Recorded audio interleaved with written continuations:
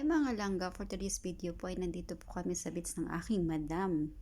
Kung nakakita ninyo, na kung tawagin nila dito ay Chalet. Ayan po, napakaganda po ng dagat, napakalakas po ng alon.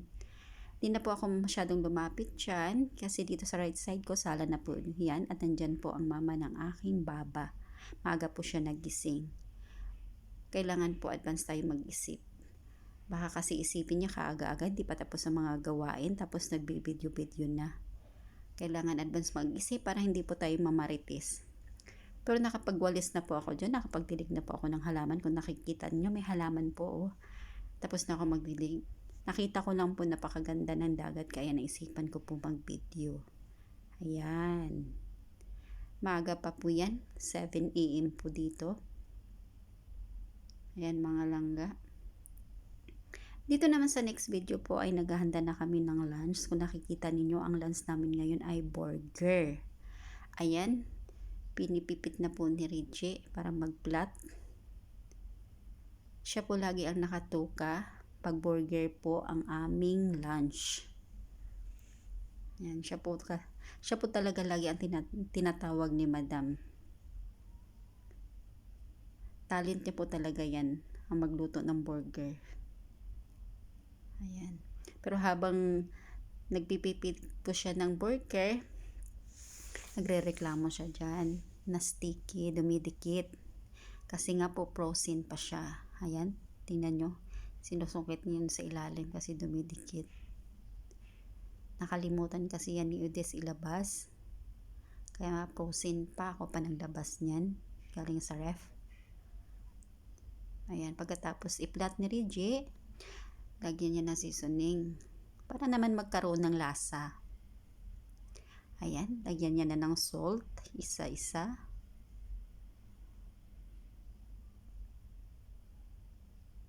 Ayan.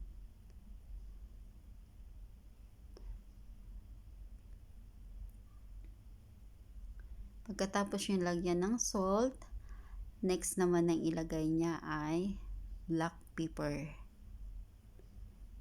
Ayan. Ako po talaga ang assistant Reggie dyan ngayon. Kaso po wala po tayong pang-upload na video sa YouTube, kaya naisipan ko mag-video. Sabi naman ni Reggie, o sige ate, mag-video ka. Ayan, babaliktarin niya na. Kaso habang nagbabalikta siya dyan, sabi niya, dikit talaga kasi frozen. Mas maganda talaga pag hindi frozen. Ayan, kung nakikita niyo, dumikit po talaga yung meat. Nadurog nga, oh, tingnan nyo. Ayan, durog na ang meat. Pero kaya yan ni Reggie, kayang-kaya niya yan. Pero hindi talaga kinaya, nawasak talaga ang meat. Nadurog talaga, ayun, wasak na. Kaya nagdadaldal sa dyan, nagre-reklamo. Pangit talaga magluto pag frozen pa. Kailangan malambot na dapat ang meat. Pero walang choice kasi nga alas 2 sila kakain, 2 PM. So kailangan bago mag 2 PM tapos na lutuin ng burger. So ayan, next na naman.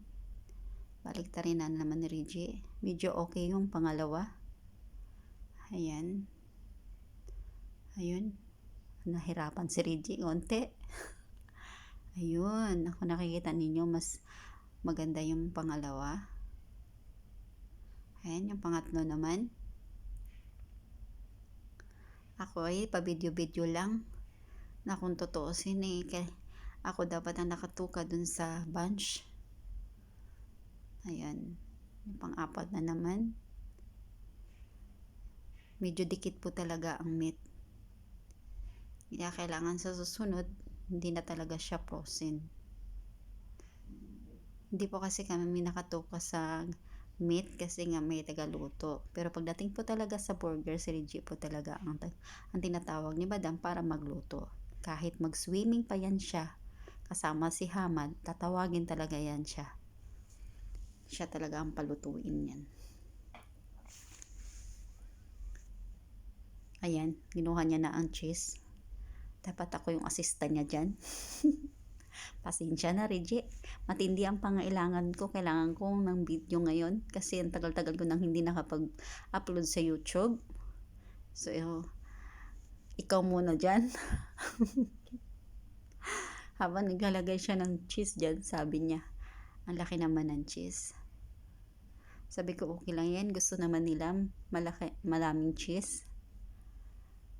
Ayan. Pero ang sabi ni Reggie, hatiin natin. Parang ang sayang naman.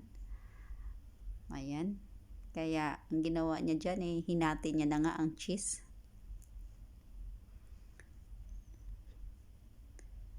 Ayan.